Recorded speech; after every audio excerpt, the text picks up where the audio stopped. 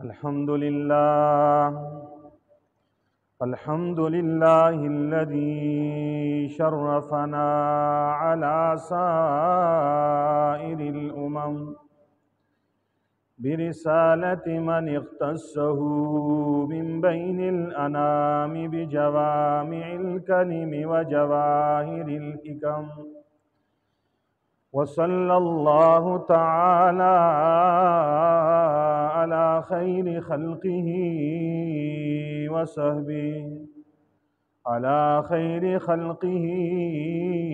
وصحبه وبارك وسلم. ما نطق اللسان بمدحه ونسخ القلم. أما بعد، فأعوذ بالله من الشيطان الرجيم. بسم الله الرحمن الرحيم. إن الذين يرمون المحصنات الغافلات المؤمنات لعنوا في الدنيا والآخرة ولهم عذاب عظيم.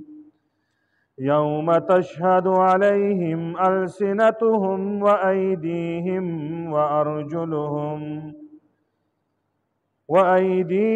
وأرجلهم بما كانوا يعملون. يومئذ يوفيهم الله دينهم الحق ويعلمون أن الله هو الحق المبين. الخبيثات للخبيثين والخبيثون للخبيثات، والطيبات للطيبين والطيبون للطيبات. أولئك مبرؤون مما يقولون، لهم مغفرة ورزق كريم. صدق الله ورسوله النبي الأمي الكريم، ونحن على ذلك لمن الشاهدين والشاكرين، والحمد لله رب العالمين. إن الله وملائكته يصلون على النبي، يا أيها الذين آمنوا صلوا عليه وسلموا تسليما. اللهم صل على سيدنا ومولانا محمد وعلى آل سيدنا ومولانا محمد، كما صليت على سيدنا إبراهيم وعلى آل سيدنا إبراهيم إنك حميد مجيد. اللهم بارك على سيدنا ومولانا محمد وعلى آل سيدنا ومولانا محمد، كما باركت على سيدنا إبراهيم وعلى آل سيدنا إبراهيم إنك حميد مجيد. سبحانك لا علم لنا إلا ما علمتنا، إنك أنت العليم الحكيم. رب اشرح لي صدري ويسر لي أمري واحلل عقدة من لساني. گرامی قدر سامعین، معزز بزرگوں، دوستوں، نوجوان ساتھیوں، جہاں تک میری آواز جا رہی ہے، میری آواز سماعت فرمانے والی مسلمان بہنوں بیٹیوں، السلام علیکم ورحمۃ اللہ وبرکاتہ۔ آج کے جمعے میں جس موضوع پہ مذاکرہ کروں گا وہ ہے غزوہ بنی المصطلق اور واقعہ افک۔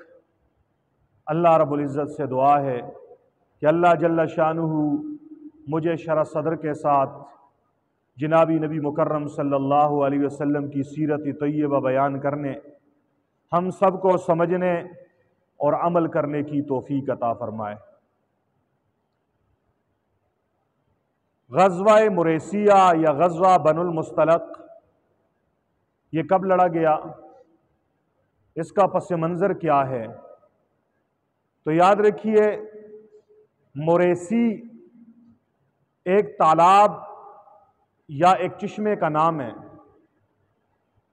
وہاں ایک قبیلہ آباد تھا جس کو قبیلہ بنو المصطلق کہتے ہیں، اس لیے وہاں پہ جو غزوہ لڑا گیا اسے غزوہ مریسیہ بھی کہتے ہیں اور غزوہ بنو المصطلق بھی کہتے ہیں، کیونکہ جس علاقے میں لڑا گیا، جس چشمے کے پاس اور جس تالاب کے پاس لڑا گیا اس کا نام مریسی ہے، اس لیے اس غزوے کو غزوہ مریسی بھی کہتے ہیں۔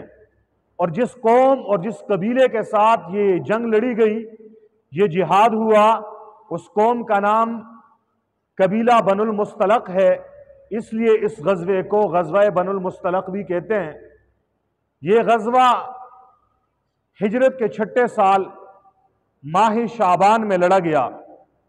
اس کا پس منظر یہ ہے کہ حضور کو یہ اطلاع ملی کہ بنو المصطلق قبیلے کا سردار حارث بن ابی زرار ایک لشکر جرار لے کے مدینہ منورہ پہ چڑھائی کرنے کے لیے تیار ہے۔ اس لیے رسول اللہ صلی اللہ علیہ وسلم بیدار ہوئے۔ آپ نے اپنے ایک صحابی حضرت بریدہ بن حسیب اسلمی رضی اللہ تعالیٰ عنہ کو اس مشن پہ روانہ کیا کہ آپ جاؤ اور دشمن کے علاقے میں اور دشمن کی خبر مجھے پہنچا دو کہ اس خبر میں کتنی صداقت ہے، یہ بات کیا سچی ہے یا جھوٹی۔ حضرت بریدہ بن حسیب اسلمی رضی اللہ تعالی عنہ دشمن کے علاقے میں گئے، حالات کا جائزہ لیا، حالات کا معائنہ کیا، واپس آئے اور رسول اللہ صلی اللہ علیہ وسلم سے عرض کرنے لگے، اے اللہ کے نبی، آپ کو جو خبر پہنچی ہے وہ خبر بالکل ٹھیک ہے، وہ خبر بالکل سچی ہے۔ دشمن نے جنگ کی تیاری کر لی ہے، حارث بن ابی زرار نے لشکر جرار تیار کر دیا ہے۔ اس سے پہلے کہ دشمن ہم پہ اٹیک کر لے، ہمیں پہل کر کے اقدامی جہاد کے طور پہ دشمن پہ حملہ کر لینا چاہیے۔ رسول خدا صلی اللہ علیہ وسلم نے 700 صحابہ کرام کی ایک جماعت کو لے کر دشمن کے علاقے کی طرف کوچ کیا اور مدینہ منورہ پہ رسول خدا صلی اللہ علیہ وسلم نے اپنے ایک صحابی حضرت زید بن حارث کو گورنر بنایا، نگران بنایا، اپنا نائب اور جانشین بنایا اور خود لشکر کے سپاسالار کے طور پہ آپ اپنی جماعت کے ساتھ نکل گئے۔ مہاجرین کا ایک جھنڈا تھا جو حضرت ابوبکر صدیق رضی اللہ تعالی عنہ کے ہاتھ میں تھا۔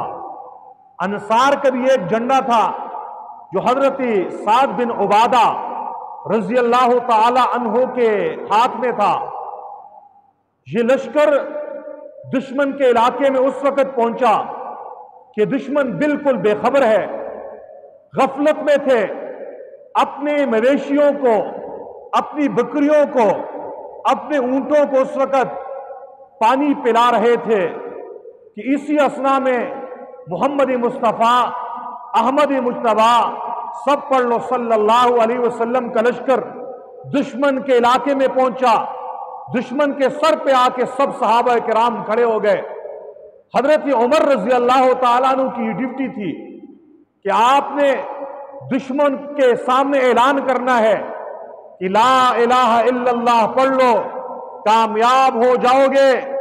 اگر لا الہ الا اللہ پڑھ لیا، یہ ہمارے بھائی بن گئے، اسلام کی دعوت کو قبول کر لیا، یہ ہمارے بھائی بن گئے، اب ان کے خلاف ہتھیار اٹھانا، ان کے خلاف جہاد کرنا یہ منع ہے۔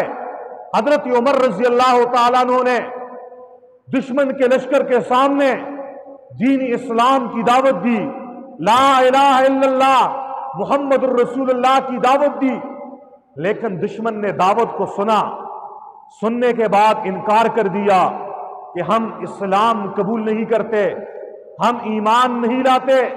چنانچہ محمدی لشکر نے دشمن پہ اٹیک کر دیا۔ اٹیک کرنے کے بعد چند ہی لمحوں میں مسلمان لشکر کو حضور کی جماعت کو فتح مل گئی اور دشمن کے 10 آدمی مردار ہوئے، حضور کا ایک صحابی شہید ہو گیا۔ نتیجہ یہ نکلا 10 ان کے ہلاک ہوئے اور 5000 بکریاں مال غنیمت میں محمد مصطفیٰ صلی اللہ علیہ وسلم کے ہاتھ میں آئیں، 2000 اونٹ آئے اور 200 قبیلے ان کے غلام بن گئے۔ کتنے قبیلے؟ 200۔ دشمن کا نقصان یہ ہوا 10 آدمی ان کے مردار ہوئے، 200 گرانے یعنی پورا لشکر سب کا سب قید ہو گیا، ان کے ہاتھوں میں ہتھکڑیاں ڈال دی گئیں، پاؤں میں بیڑیاں ڈال دی گئیں اور 5000 بکریاں مال غنیمت میں ملی، 2000 اونٹ مل گئے۔ محمد مصطفیٰ احمد مجتبیٰ صلی اللہ علیہ وسلم نے مال غنیمت اپنے مجاہدین کے درمیان تقسیم کیا، اور جب تقسیم کیا تو ان قیدیوں میں ایک عورت تھی جس کا نام جویریہ تھا۔ یہ قبیلہ بنو المصطلق کے سردار حارث بن ابی ذرار کی بیٹی تھی، سردار کی بیٹی تھی۔ یہ جس صحابی کے حصے میں آئی اس صحابی کا نام ثابت بن قیس رضی اللہ تعالیٰ عنہ ہے۔ ثابت بن قیس رضی اللہ تعالیٰ عنہ نے جویریہ سے کہا، جویریہ میں آپ کو چھوڑ دوں گا، آزاد کر دوں گا، لیکن ایک شرط ہے، ایک معاملہ میرے ساتھ کرو، وہ یہ ہے اتنے پیسے مجھے دو، وہ پیسے جب ادا کرو گے اس کے بعد تو آزاد ہے، تجھے میں قید سے چھڑا دوں گا۔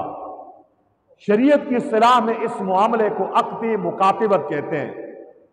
چنانچہ جب یہ معاملہ ہو گیا، جویریہ نبی مکرم صلی اللہ علیہ وسلم کی خدمت میں حاضر ہوئی اور کہنے لگی، اے اللہ کے نبی،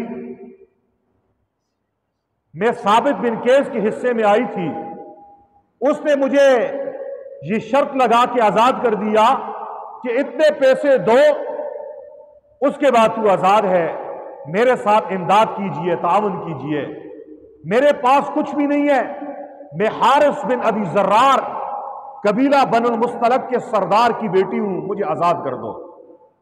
حضور پاک صلی اللہ علیہ وسلم نے فرمایا، او جویریہ، کیا میں اس سے بہتر چیز تجھے نہ دوں، اس سے اچھا معاملہ تیرے ساتھ نہ کروں؟ فرمایا کیا معاملہ ہے؟ فرمایا معاملہ یہ کرتا ہوں میں، تیری طرف سے تیرا فدیہ میں ادا کر دوں گا، تو آزاد ہو جائے گی، اور آزاد ہو جانے کے بعد میں تجھے اپنے نکاح میں لے لوں گا، تجھے اپنی بیوی بنا لوں گا، کیا آپ اس پہ راضی ہو؟ تو جویریہ کہنے لگی، مجھے یہ بات تسلیم ہے۔ چنانچہ نبی مکرم صلی اللہ علیہ وسلم نے جویریہ کی طرف سے ثابت بن قیس کو اس کی شرط کے مطابق رقم دے دی، جویریہ آزاد ہو گئی۔ حضور پاک صلی اللہ علیہ وسلم نے حضرت جویریہ رضی اللہ تعالی عنہا سے شادی کر لی۔ یوں یہ جویریہ جنابی نبی مکرم صلی اللہ علیہ وسلم کی زوجہ محترمہ بن گئی اور امت کی ماں بن گئی، حضور نبی کریم کی زوجہ بن گئی اور میری اور آپ کی ماں بن گئی۔ ام المؤمنین کا لقب اس سے مل گیا اور آج دنیا انہیں ام المؤمنین حضرت جویریہ رضی اللہ تعالی عنہا کے نام سے جانتی ہے۔ چنانچہ ادھر یہ معاملہ ہو گیا، روایات میں آتا ہے کہ اس کے والد حارث کو پتہ چلا کہ اس کی بیٹی جویریہ بھی قیدیوں میں ہے، سردار کی بیٹی ہے، تو سردار کی تو ناک کٹ جائے گی، اس کی بیٹی غلام ہو، کسی کی قید میں ہو۔ تو حارث بن ابی ذرار نبی مکرم صلی اللہ علیہ وسلم کی خدمت میں آئے اور کہنے لگے، اللہ کے نبی، یہ دیکھو میں نے بہت سارے اونٹ اور گھوڑے لے کر میں آیا ہوں، یہ سارے میں فدیہ میں تجھے دیتا ہوں، میری بیٹی کو آزاد کر لو، میری بیٹی کو آزاد کر لو۔ اور راستے میں اس نے 2 خوبصورت اونٹ اور بڑے قیمتی اونٹ اس نے ایک گاٹی میں غار میں چھپا کے وہاں پہ باندھ دیے تھے، اور باقی سارے اونٹ لے کر آ گیا تھا۔ جب یہ محمد مصطفیٰ صلی اللہ علیہ وسلم کے سامنے آ کر اس نے یہ مطالبہ پیش کیا تو رسول اللہ نے فرمایا، اے حارث بتاؤ وہ دونوں اونٹ تو نے کہاں چھپائے ہیں؟ فوراً یہ جو ہے نا حیران ہو گئے کہ جہاں پہ میں نے اونٹ چھپائے تھے وہاں پہ تو ایک میں ہوں، میرے علاوہ تو اور کوئی بھی نہیں تھا، محمد نے یہ بات کیسے بتا دی؟ یہ نبی کے علاوہ کوئی آدمی یہ بات نہیں بتا سکتا، چنانچہ اسے اس کے اللہ نے بتایا ہوگا، وحی کے ذریعے بتایا ہوگا کہ حارث آ رہا ہے، اونٹوں کا فدیہ دے رہا ہے، بیٹی کو آزاد کرانا چاہتا ہے، 2 اونٹ اس نے چھپا دیے، اس کے اللہ نے کہا ہوگا، تب محمد نے بتا دیا ہے۔ اس نے فوراً کلمہ پڑھا، اشہد ان لا الہ الا اللہ واشہد ان محمد رسول اللہ۔ حضور نے فرمایا، او حارث تیری بیٹی کو تو میں آزاد کر چکا ہوں اور وہ میری بیوی بن چکی ہے، اور تو میرا سسر بن چکا ہے، میں تیرا داماد بن چکا ہوں، میں تیرا رسول ہوں، تو میرا صحابی ہے۔ صحابہ کرام کے پاس کثیر تعداد میں باندیاں اور غلام، انہوں نے دیکھا حضرت جویریہ رضی اللہ تعالیٰ عنہ ہماری ماں بن گئی ہے، حضور کی زوجہ محترمہ بن گئی ہے، اب یہ کیسے ہو سکتا ہے محمد کے گھر میں جویریہ ہماری ماں بن گئی ہو اور اس کے خاندان کے لوگ ہمارے غلاموں ہماری باندیاں ہوں۔ صحابہ کرام حضور کے سچے عاشق تھے، جب انہوں نے یہ منظر دیکھا فرمایا، ہماری ماں کے خاندان کے لوگ، ہماری نبی کے بیوی کے خاندان کے لوگ ہمارے قید میں نہیں رہ سکتے۔ جس نے سنا سب نے اپنی باندیوں اور قیدیوں کو آزاد کر دیا، فرمایا جاؤ تم آزاد ہو۔ اس لیے حضرت عائشہ کہا کرتی تھی، فرمایا کرتی تھی، جویریہ وہ خوش نصیب زوجہ محترمہ ہے جس کے آنے کی وجہ سے اس کے پورے خاندان کو آزادی ملی، غلامی سے چھٹکارا ملا۔ حضور پاک صلی اللہ علیہ وسلم نے اس کو آزاد کر دیا، شادی کر دی۔ بعض روایات میں آتا ہے حضور نے اس کو مہر بھی دیا، اور مہر کیا دیا؟ فرمایا تیرا مہر یہ ہے نا، تو اپنے خاندان کے 40 قیدیوں کو آزاد کر لے، یہ تیرا اختیار ہے، یہ تیرا مہر ہے، یعنی جو تیرا دل چاہے نا، ایک ایک کو 40 آدمی کو چن، اس کو آزاد کر، یہ تیرا مہر ہے۔ چنانچہ اس غزوے کو جس کی بات میں نے ابھی کی، اس سے غزوہ مریسی کہتے ہیں، غزوہ بن المستلق کہتے ہیں۔ اس غزوے سے جب واپسی ہو رہی تھی، راستے میں ایک مقام آ گیا مدینہ منورہ کے قریب، رات کی آخری گھڑی تھی، رسول اللہ صلی اللہ علیہ وسلم نے وہاں پہ پڑاؤ ڈالا آرام کرنے کے لیے۔ جب آرام کر لیا، جانے کا وقت آیا، ایک منادی نے آواز دی، او لوگو تیار ہو جاؤ، قافلہ مدینے کی طرف جانے والا ہے۔ یہ آواز سنی، سب نے اپنی قضائے حاجت کی تاکہ پھر ہم نے سفر کرنا ہے۔ اور یاد رکھیے رسول اللہ صلی اللہ علیہ وسلم جب بھی جہاد کا سفر کرتے تھے یا تبلیغ کا سفر کرتے تھے، اپنے ساتھ اپنی کسی ایک زوجہ کو ساتھ لے جایا کرتے تھے اور ان کے درمیان قرعہ ڈالتے تھے، جس کا نمبر آ گیا، جس کا نام نکلا، اسی کو ساتھ لے جاتے تھے۔ اور اس غزوہ مریسی، غزوہ بنو المستلق میں حضور کی 2 بیویاں حضور کے ساتھ سفر میں تھی۔ ایک حضرت ام المومنین ام سلمہ رضی اللہ تعالی عنہا، اور دوسری ام المومنین حضرت عائشہ صدیقہ رضی اللہ تعالی عنہا۔ چنانچہ جب سب لوگوں نے تیاری کی جانے کے لیے، قضاء حاجت کر لی، حضرت عائشہ صدیقہ رضی اللہ تعالیٰ نے بھی قضاء حاجت کی نیت سے جنگل کی طرف چلی گئی۔ قضاء حاجت کے لیے گئی، آپ کے گلے میں ایک ہار تھا، وہ ہار گم ہو گیا۔ وہ ہار کو ڈھونڈنے کے لیے ادھر ادھر سرگرداں پھر رہی ہے، مجھے ہار مل جائے، اور عمر بھی کم ہے۔ روایات میں آتا ہے، بخاری کی روایت ہے، حضرت عائشہ کی جب حضور کے ساتھ نسبت طے ہوئی، عمر 6 سال تھی، جب رخصتی ہوئی عمر 9 سال تھی، اور رخصتی ہجرت کے بعد پہلے یا دوسرے سال میں ہوئی ہے، تو اس وقت ہجرت کے پہلے یا دوسرے سال حضرت عائشہ کی عمر 9-10 سال بنتی ہے، اور غزوہ مریسیہ 6 ہجری کو ہوا ہے، تو گویا کہ اس وقت ان کی عمر اندازتاً 14-15 سال کی لڑکی ہوگی۔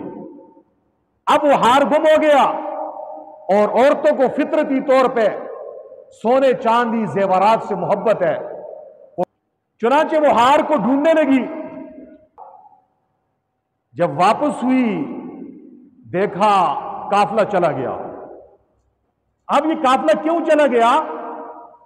حضرت عائشہ اس وقت 14-15 سال کی لڑکی ہے، اور جسم دبلا پتلا تھا، اور آپ کو جس اونٹ پہ بٹھایا جاتا اس پہ ایک قسم کی انہوں نے ایک سیٹ بنا لی تھی لکڑیوں کے، ایک جیسے ہمارے ہاں ڈولی ہوتی تھی نا شادیوں میں، اس طرح کی، اس کے اوپر پردے ہوتے تھے، اسے ہودج کہتے ہیں۔ اس ہودج میں حضرت اماں عائشہ کو بٹھایا جاتا تھا، جہاں پہ صحابہ کرام پڑاؤ ڈالتے اس ہودج کو اٹھا کے نیچے رکھ دیتے تھے، اور پھر جب جانے کی باری ہوتی صحابہ کرام اٹھا کے اونٹ پہ اس کو رکھ دیتے تھے۔ اب جب صحابہ کرام جانے لگے، حضرت عائشہ کے اونٹ کے پاس گئے، ہودج کو اٹھایا، اٹھانے والوں کو فرق محسوس نہیں ہوا یہ خالی ہے یا عائشہ اس میں بیٹھی ہوئی ہے، کیونکہ ہلکا پھلکا بدن تھا، موٹے جسم تو تھے نہیں، اس سے محسوس نہ ہوا، انہوں نے ہودج رکھ دیا۔ ہودج رکھ کے قافلہ چلا گیا۔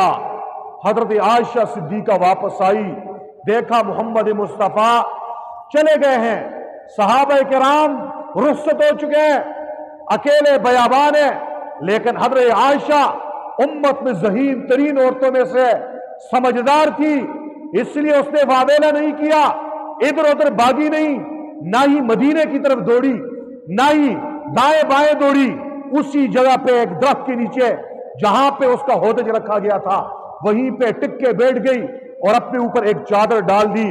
سمجھ گئی محمد مصطفیٰ احمد مجتبیٰ جب اگلے اسٹیشن پہ جا کے پڑاؤ ڈالیں گے، دیکھیں گے عائشہ کدھر ہے، ہودج میں میں نہیں ہوں گی، آپ واپس آئیں گے اور مجھے اس مکان پہ ڈھونڈیں گے، یوں ہم مل جائیں گے۔ قافلہ چلا گیا، عائشہ صدیقہ وہاں پہ رات کی آخری پہر ہے، صبح صادق کا وقت قریب ہے، اندھیرا مکمل طور پہ ابھی چھٹا نہیں ہے، مکمل روشنی ہوئی نہیں ہے، اتنے میں ایک صحابی آ گئے جس کا نام صفوان بن معطل رضی اللہ تعالی عنہ ہے۔ صفوان بن معطل سلمی رضی اللہ تعالی عنہ آ گئے۔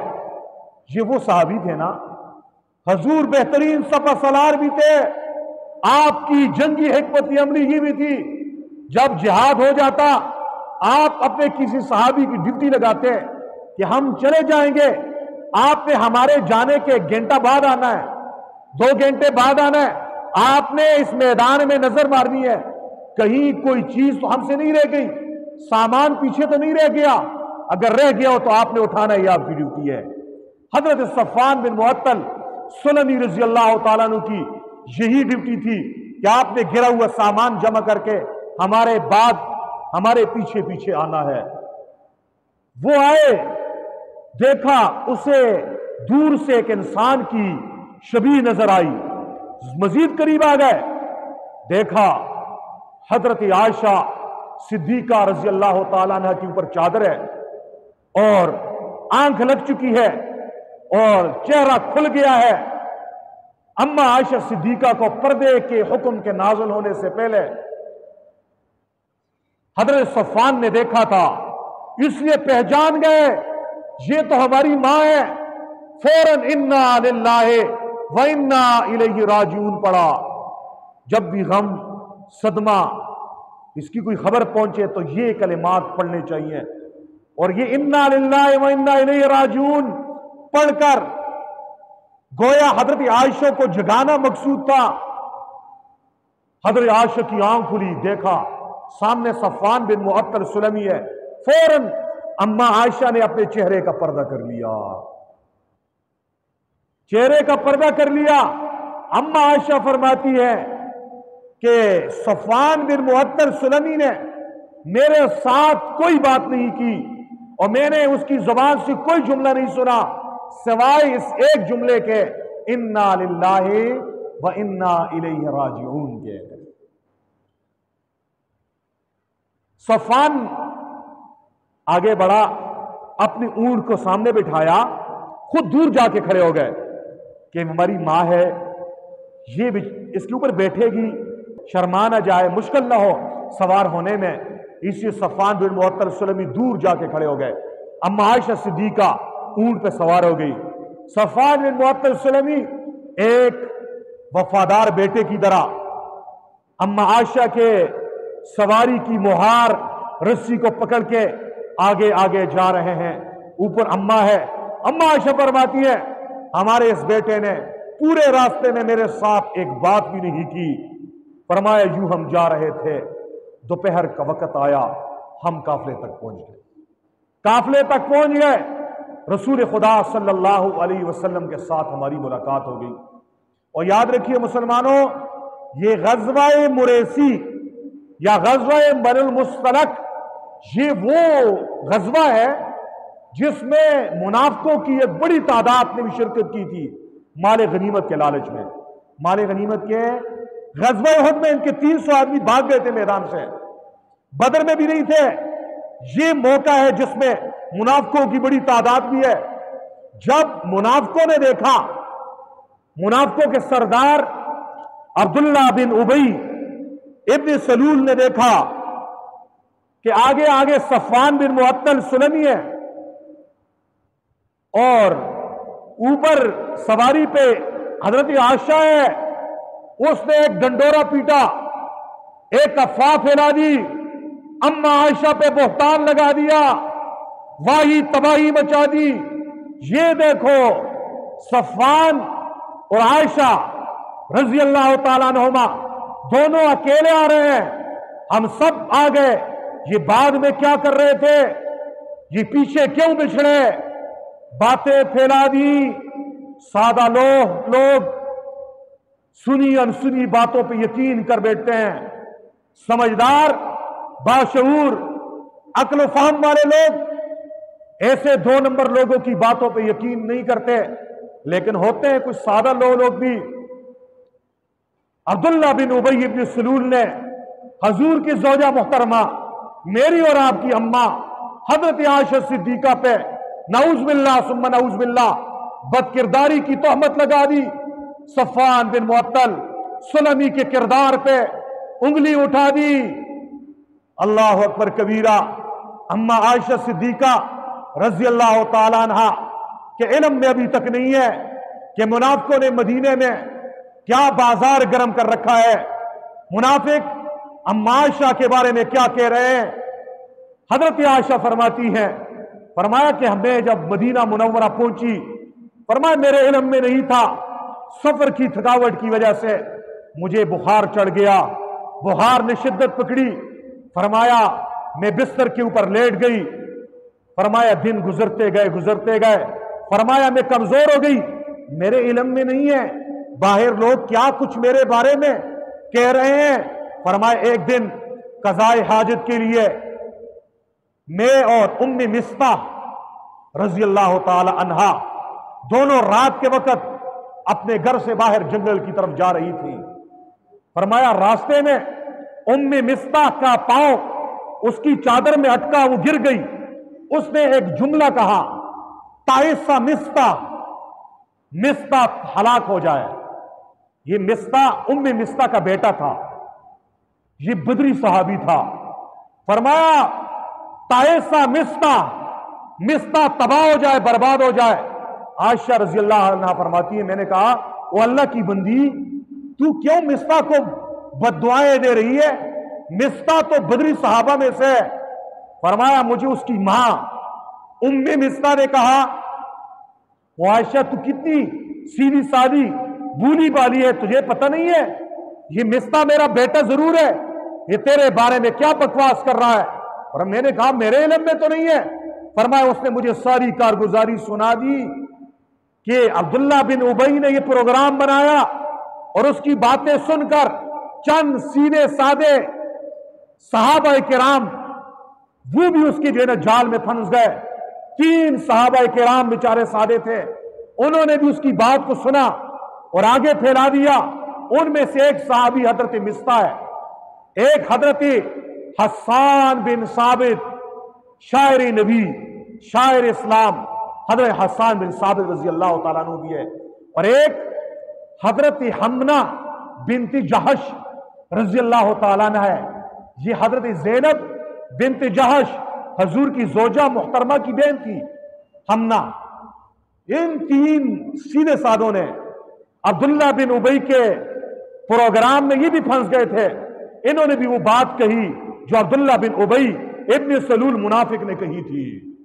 اس لیے ام مصطح نے کہا عائشہ تجھے پتہ نہیں ہے مصطح تیرے بارے میں کیا کہہ رہا ہے، اس لیے میں بد دعا دیتی ہوں کہ وہ اپنی ماں کا خیال نہیں رکھتا، تیرے بارے میں یہ باتیں کر رہا ہے، اللہ اسے تباہ کر دے۔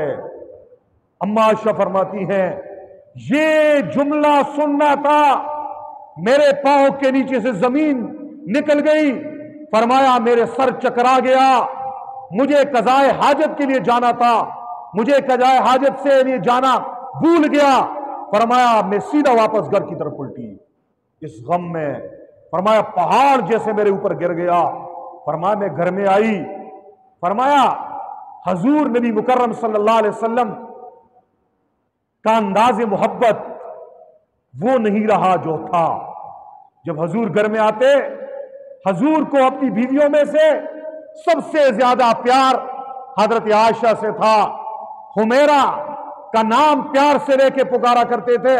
فرمایا میں بیمار ہو گئی، لیکن حضور میرے پاس گھر میں آتے ہیں، نہ میرے ساتھ محبت کرتے ہیں، نہ لطف و مہربانی کرتے ہیں، بس گھر میں آ کر باقی لوگوں سے پوچھتے ہیں عائشہ کیسی ہے، میرے ساتھ بات بھی نہیں ہے۔ فرمایا اس رویے نے میری بیماری کو مزید بڑھا دیا۔ فرمایا دن گزرتے گئے، فرمایا دن کو بھی میرا رونا ہے، رات کو بھی میرا رونا ہے۔ اللہ یہ کیا ہو گیا، میں تو کردار کے لحاظ سے پاک دامن ہوں، یہ اللہ مائی مریم کی گواہی کے لیے دودھ پیتے بچے نے گواہی دی تھی، عیسیٰ علیہ السلام ماں کی گود میں بول پڑے تھے میری ماں پاک دامن ہے، منی عبداللہ، میں اللہ کا بندہ ہوں، آتانی الکتاب، اللہ مجھے کتاب دیں گے، وجعلنی نبیّا، مجھے نبی بنائیں گے۔ یوسف کی پاک دامنی کی گواہی ایک دودھ پیتے بچے نے دی ہے۔ اللہ میرے بارے میں کہاں سے صفائی آئے گی؟ سارے مدینے والے عبداللہ بن ابی کے جال میں پھنس گئے ہیں، اس کی ہاں میں ہاں ملا رہے ہیں۔ حضرت عائشہ بیماری سے نڈھال ہو گئی، غم سے بستر پہ لیٹ گئی۔ دن گزرتے گئے، نبی مکرم صلی اللہ علیہ وسلم نے ایک دن حضرت اسامہ بن زید رضی اللہ تعالیٰ عنہ اور حضرت علی المرتضیٰ رضی اللہ تعالیٰ عنہ دونوں کو بلایا اور دونوں سے مشورہ لیا اسامہ بتاؤ میری گھر والی کیسی ہے؟ یہ اسامہ کون تھے؟ یہ حضرت زید بن حارثہ صحابی رسول جس کو حضور نے منہ بولا بیٹا کہا تھا، اس کا بیٹا ہے۔ فرمایا اسامہ تو ہمارے گھر میں بڑا ہوا ہے، عائشہ کیسی ہے؟ عائشہ کا کردار کیسا ہے؟ اسامہ بن زید کی آنکھوں میں آنسو آ گئے، فرمانے لگے وہ تو آپ کی گھر والی ہے اللہ کے نبی، آپ نبیوں کے سردار ہیں، آپ امام المعصومین ہیں، آپ جیسے باکردار پاک دامن شوہر کے گھر میں آنے والی بیوی کی پاک دامنی کے بارے میں اسامہ کیا کہے گا؟ فرمایا میں تو یہی کہتا ہوں کہ میں نے عائشہ میں خیر کے علاوہ کچھ نہیں دیکھا، میں نے اس میں خیر ہی خیر دیکھی ہے۔ پھر حضرت علی المرتضیٰ سے کہا علی بتاؤ، لوگوں نے یہ بات پھیلا دی ہے، عبداللہ بن ابی یہ کہہ رہا ہے، سادہ سیدھے لوگ اس کی باتوں میں آ گئے ہیں، آپ کیا کہتے ہیں؟ عائشہ کیسی ہے؟ حضور پریشان ہے۔ علی نے کہا کہ اللہ کے نبی، اللہ نے آپ کے لیے کوئی تنگی نہیں پیدا کی، آپ کو اللہ نے اختیار دیا ہے، ایک نہیں تو دوسری شادی کر سکتے، عورتیں تو بہت ہیں۔ یہ بات حضور کے دل کے لیے کہی، حضور کی خوشی کے لیے کہی، اور پھر اگلی بات کہی اما عائشہ کے ساتھ عقیدت و محبت کے بارے میں۔ فرمایا اگر پوچھنا ہی ہے کہ عائشہ کیسی ہے تو گھر کی عورتوں سے پوچھنا چاہیے، گھر کے زنانہ خانے میں تو عورتیں رہتی ہیں، بریرہ جو ہماری خادمہ ہے گھر میں رہتی ہے، اس سے پوچھئے کہ عائشہ کا کردار کیسا ہے۔ چنانچہ حضور بریرہ کے پاس گئے اور کہنے لگے اتشہدین انی رسول اللہ، اے بریرہ کیا تو یہ گواہی دیتی ہے میں اللہ کا رسول ہوں؟ بریرہ نے کہا جی ہاں میں گواہی دیتی ہوں آپ اللہ کے رسول ہیں۔ پھر فرمایا بریرہ سچ سچ بتانا ہے، مجھے جھوٹ نہیں بولنا، بتاؤ عائشہ کو تو نے کیسے پایا ہے؟ بعض روایات میں آتا ہے علی المرتضیٰ رضی اللہ تعالیٰ عنہ بڑے جلالی صحابی تھے، آئے اور بریرہ کے 2-3 تھپڑ رسید کیے اور کہا بریرہ سچ سچ بتانا ہے، اگر جھوٹ کہہ دیا تیری خیر نہیں ہوگی، بتاؤ عائشہ کیسی ہے؟ حضرت بریرہ کی آنکھوں میں آنسو آ گئے۔ فرمایا اللہ کے نبی، حضرت عائشہ صدیقہ رضی اللہ تعالیٰ عنہ، فرمایا میں نے اس میں خیر ہی خیر دیکھا ہے، ہاں اتنی سی بات ہے آٹا گوندھ لیتی ہے پھر جا کے سو جاتی ہے، آٹا سنبھال کے رکھتی نہیں ہے، گوندے ہوئے آٹے کو بکری آ کے کھا جاتی ہے، لاپرواہ ہے، غافل ہے۔ گویا یہ کہنا چاہتی ہے کہ عائشہ اتنی سیدھی سادی بولی بالی ہے کہ اسے گوندے ہوئے آٹے کو سنبھالنے کے لیے اس کا ذہن نہیں جاتا، اور جن باتوں کی طرح یہ بدبخت کہہ رہے ہیں عائشہ تو اس سے کوسوں دور ہے، وہ تو پاک دامن ہے۔ حضور نبی کریم صلی اللہ علیہ وسلم نے یہ باتیں سن کے حضرت عمر سے کہا عمر تیری کیا رائے ہے؟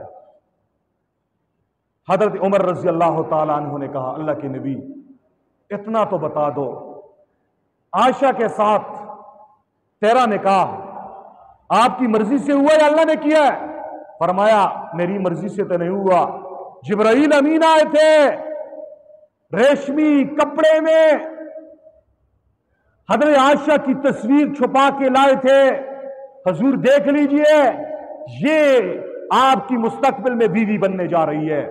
بعض روایات میں آتا ہے حضرت عائشہ کی تصویر جبرائیل امین نے اپنے ہاتھ میں چھپا کے لائے، فرمایا یہ آپ کی بیوی بننے جا رہی ہے۔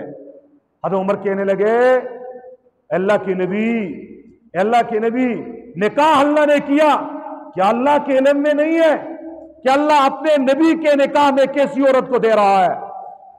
یہ جملے کہے حضور پاک صلی اللہ علیہ وسلم مسجد نبوی میں آ کے منبر پہ تشریف فرما ہوئے اور ایک جملہ کہا یا معاشر المسلمین، اے مسلمانوں کی جماعت، من یعذرنی من رجل قد بلغنی اذاہ فی اہل بیتی، اے مسلمانوں کی جماعت کون میری مدد کرے گا اس شخص کے مقابلے میں جس نے میرے اہل بیت میری گھر والی کے بارے میں مجھے تکلیف دی ہے۔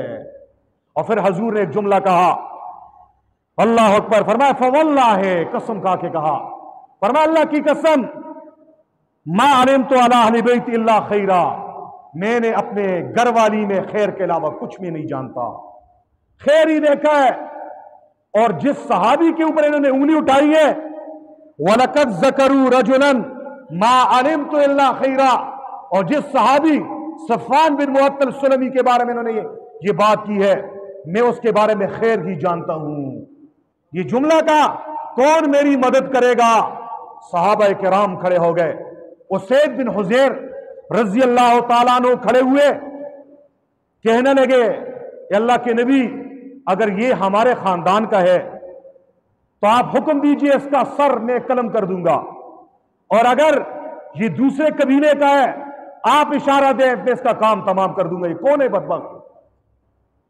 دوسرے صحابی تھے سعد بن عبادہ، یہ خزرج کے تھے، اسید بن حضیر یہ اوس کے تھے۔ سعد بن عبادہ سمجھ گئے اسید ہمارے اوپر جو ہے نا پوائنٹ مار رہا ہے، ہمیں سنا رہا ہے۔ اس سعد بن عبادہ نے کہا، او سید، اگر ہمارے خاندان کے آدمی نے یہ کام کیا ہے تو ہم تجھے مارنے نہیں دیں گے، ہم اس گستاخ کا سر خود قلم کریں گے۔ اسید نے کہا، آپ کیسے ہمیں روکیں گے، ہم خود اپنے ہاتھوں سے ماریں گے۔ باتیں جو ہے نا آگے بڑھ گئی اور اتنے میں تلواریں نکل گئی۔ حضور پاک صلی اللہ علیہ وسلم نے دونوں جماعتوں کو روکا، ممبر پہ چڑھ گئے اور فرمایا، اے میرے صحابہ، دعوہا، ان باتوں کو چھوڑ دو، فإنہا منتنا، یہ بدبو کی باتیں ہیں، یہ گندی باتیں ہیں، لڑو مت آپس میں۔ چنانچہ رسول خدا صلی اللہ علیہ وسلم پریشان ہیں، باتیں لوگ کر رہے ہیں، ابھی تک وحی نہیں آئی، مہینہ گزر چکا ہے۔ حضرت عائشہ صدیقہ پریشان، ابوبکر صدیق پریشان، عمر فاروق پریشان، عثمان غنی، علی المرتضیٰ پریشان، سارے صحابہ پریشان ہیں۔ منافقین خوشی سے ناچ رہے ہیں، حضور کے کردار پہ انگلی اٹھائی ہے۔ مسلمانوں یاد رکھو، حضور کو بڑی سے بڑی تکلیفیں دنیا والوں نے دی ہیں، کافروں نے دی ہیں، لیکن یاد رکھو جسمانی تکلیفوں سے زیادہ روحانی تکلیف ہوتی ہے۔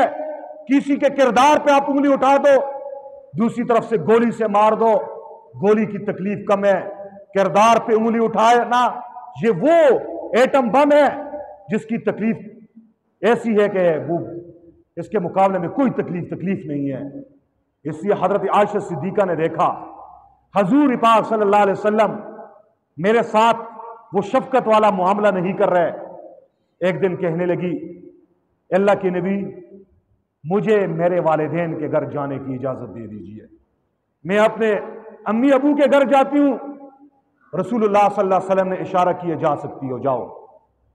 حضرت عائشہ اپنے والدین کے گھر کی طرف روانہ، جب گھر میں گئی دیکھا والدہ محترمہ بھی رو رہی ہے، والد گرامی دوسرے چھت پہ بیٹھے ہوئے ہیں، قرآن پڑھ کے رو رہے ہیں، اپنے اللہ سے اپنے دل کی درد بتا رہے ہیں، اللہ یہ کیا ہو رہا ہے۔ ابو بکر صدیق کا خاندان تو اتنا پاک دامن ہے، جاہلیت میں بھی ان کے خاندان میں ایسی باتیں نہیں تھی، ابھی تو حضور کے غلام بن گئے، آج یہ باتیں ہماری طرف کیسے منسوب کی جا رہی ہیں۔ حضرت عائشہ نے اپنی امی سے کہا، اماں جان، یہ لوگ جو باتیں کر رہے ہیں آپ کو بھی اس بات کا علم ہے؟ فرمایا ہاں۔ حضرت عائشہ رونے لگ گئی۔ ماں نے اپنی بیٹی سے کہا، عائشہ غمگین نہ ہو، تجھ جیسی خوبصورت عورت کے ساتھ حسد کرنے والی عورتیں حسد کرتی رہتی ہیں، لہذا غمگین نہ ہو، یہ بات لوگ کر رہے ہیں، ان قریب صفائی ہو جائے گی۔ حضرت عائشہ نے یہ جملے سنے، کہنے لگی، کیا میرے ابا جان ابو بکر صدیق کو بھی اس بات کا علم ہے کہ لوگوں نے جو تہمت لگائی ہے؟ اس نے کہا، جی ہاں، آپ کا ابو بھی اس بات سے واقف ہے، رو رو کے اس کا برا حال ہو چکا ہے۔ یہ جملہ سننا تھا، حضرت عائشہ نے چیخ ماری، اتنی روئی، بے ہوش ہو کے نیچے گر گئی۔ باپ نے اس آواز کو سنا، رونے کی آواز کو، دوسرے چھت سے نیچے اترے، آ کے دیکھا کہ بیٹی رو رہی ہے۔ ابو بکر صدیق رضی اللہ تعالیٰ عنہ کی آنکھوں میں بھی آنسو ہیں، رو رہے ہیں۔ کہ میری بیٹی کے اوپر کسی نے تہمت لگائی ہے اور ابھی تک صفائی پیش نہیں ہوئی کہ صحیح بات کیا ہے غلط بات کیا ہے۔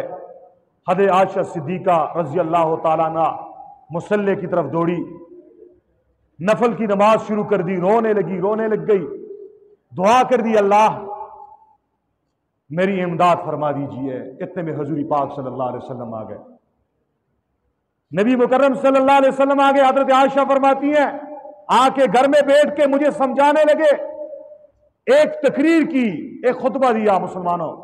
فرمایا، مجھ سے کہا عائشہ اگر آپ اس گناہ سے بری ہو تو اللہ ضرور آپ کو بری کرے گا، آپ کی صفائی اللہ دے گا، لیکن اگر آپ سے یہ گناہ ہو چکا ہے تو آپ توبہ کر دو، اللہ بڑا بخشنے والا ہے، اللہ بڑا بخشنے۔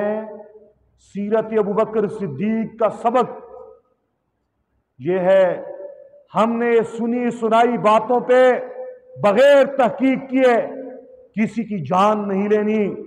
ابوبکر صدیق 1 مہینے سے باتیں سن رہے ہیں، بندوق نہیں اٹھا رہے، تلوار نہیں اٹھا رہے، بیٹی کی جان نہیں لے رہے۔ بات کتنی سچی ہے کتنی جھوٹی ہے۔ آج ہمارے معاشرے میں بسا اوقات یوں ہو جاتا ہے کہ بیٹا یا بیٹی کردار کے لحاظ سے ٹھیک ہوتے ہیں، غلط فہمی کی بنیاد پہ بعض اوقات ایک بات عوام کے درمیان میں پھیلائی جاتی ہے اور لوگ بے گناہ بچے اور بچی کو موت کے گھاٹ اتار دیتے ہیں۔ اپنے ابو سے کہا، ابو جی جواب دے دیجئے۔ فرمایا ابو جی نے کوئی جواب نہیں دیا۔ میں نے کہا اماں جی آپ جواب دے دیجئے، آپ کی بیٹی ہوں نا، آپ کے گھر میں بڑی ہوئی ہوں، میرے کردار کو آپ جانتی ہو۔ اماں جی نے بھی کوئی جواب نہیں دیا۔ فرمایا میں نے جواب دیا، میں نے کہا اے اللہ کے نبی آج میری حالت ایسی ہے، اگر میں یہی کہوں میں بری ہوں، اللہ بھی جانتا ہے میں بری ہوں، میرے اندر یہ عیب نہیں ہے، آپ لوگ یقین نہیں کریں گے۔ فرمایا اگر میں یہ کہوں میں نے یہ گناہ کیا ہے، حالانکہ اللہ جانتا ہے میں پاک دامن ہوں، بے عیب ہوں، آپ لوگ یقین کر لیں گے۔ حضرت عائشہ صدیقہ فرماتی ہیں یہ جملے کہہ کر میرے آنسو رک گئے۔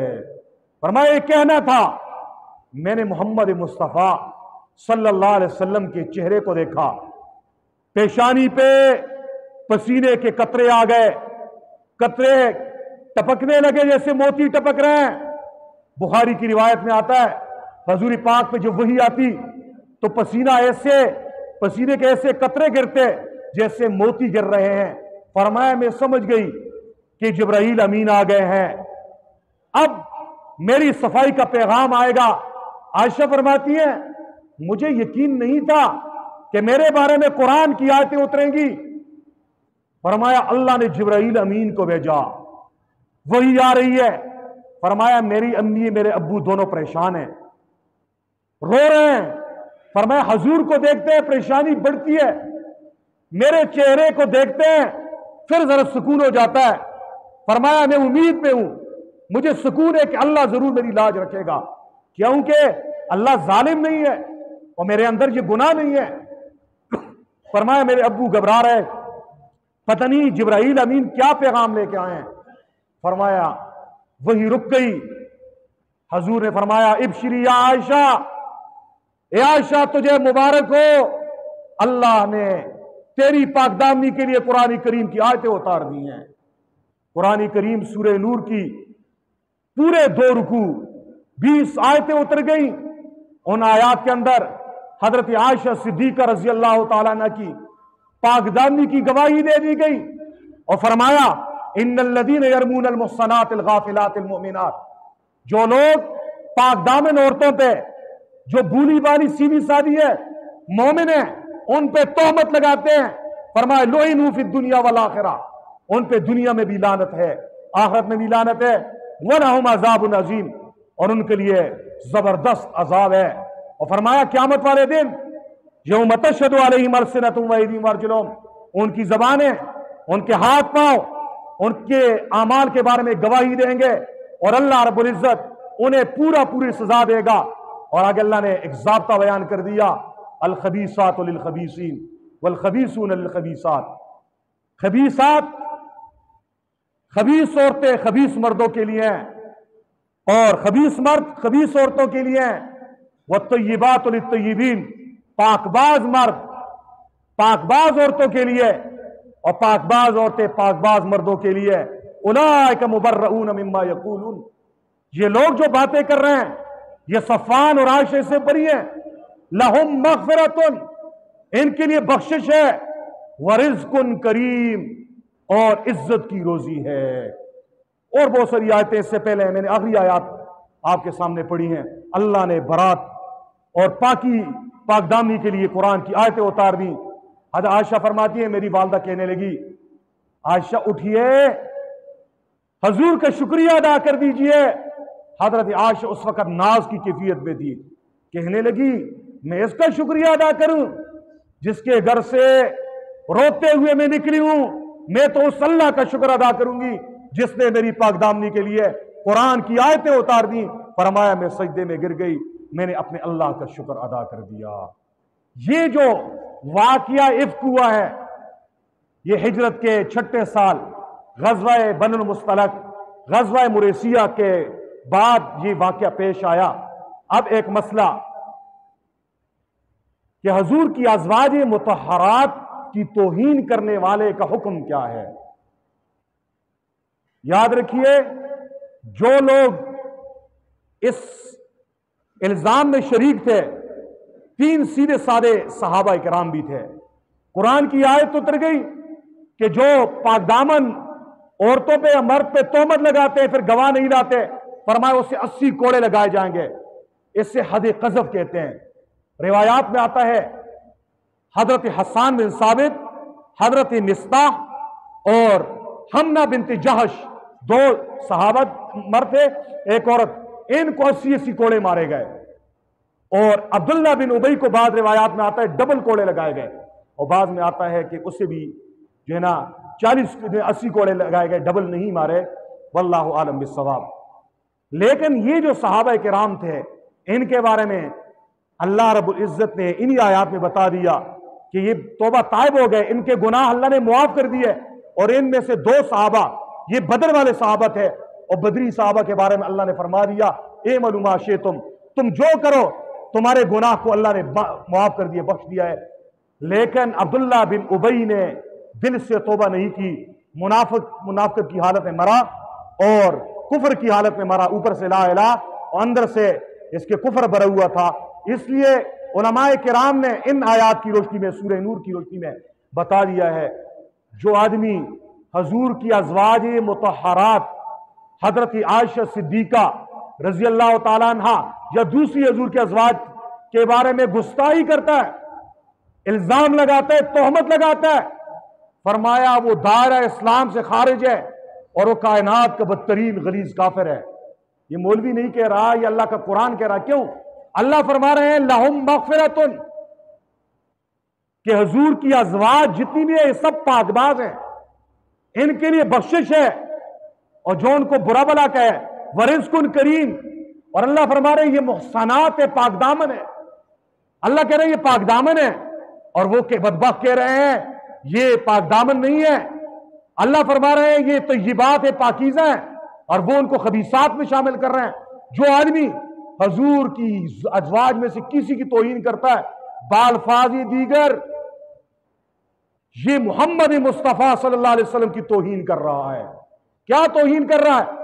اللہ فرماتے ہیں، ضابطہ بیان کیا اللہ نے، الطیبات للطیبین، کہ پاک باز ہوتے پاک باز مردوں کے لیے ہے۔ تو حضور پاک باز ہی نہیں ہے، پاکوں کے سردار ہیں، انبیاء سب سے پاک ہیں، اور حضور تمام انبیاء کرام کے سردار، پاک بازوں کے سردار ہیں۔ اب جو آدمی حضور کی بیویوں کے اوپر انگلی اٹھائے گا وہ یوں کہے گا کہ حضور کی گھر والیاں طیبات نہیں ہیں، نعوذ باللہ نعوذ باللہ خبیثات ہیں۔ تو اللہ نے تو بتا دیا خبیث عورتیں خبیث مردوں کے لیے، گویا نعوذ باللہ وہ محمد مصطفیٰ احمد مجتبیٰ کو گالیاں دے رہا ہے۔ اس لیے آج فتنوں کا دور ہے، سوشل میڈیا پہ طرح طرح کے فتنے، طرح طرح کے اسکالرز آئے ہوئے ہوتے ہیں، کوئی منہ اٹھا کے حضور کے صحابہ پہ بونگتا ہے، کوئی اہل بیت پہ بونگتا ہے، کہ حضور کی ازواج کے اوپر تحقیق کر کے اما عائشہ پہ بہتان باندھتا ہے۔ اگر ایسی بات آپ کے سامنے آ جائے ایسے کلپ، تو آپ نے ایسے لوگوں کی بات نہیں سننی، قرآن کا فیصلہ آپ نے سننا ہے کہ حضور کی ازواج مطہرات سب بخشی بخشائی ہے، یہ امت کی مائیں ہیں، یہ طیبات ہیں۔ اللہ رب العزت سے دعا ہے اللہ رب العزت ہم سب کو سمجھنے اور عمل کرنے کی توفیق عطا فرمائے۔ اذان ہوگی پھر سنتیں پڑھیں۔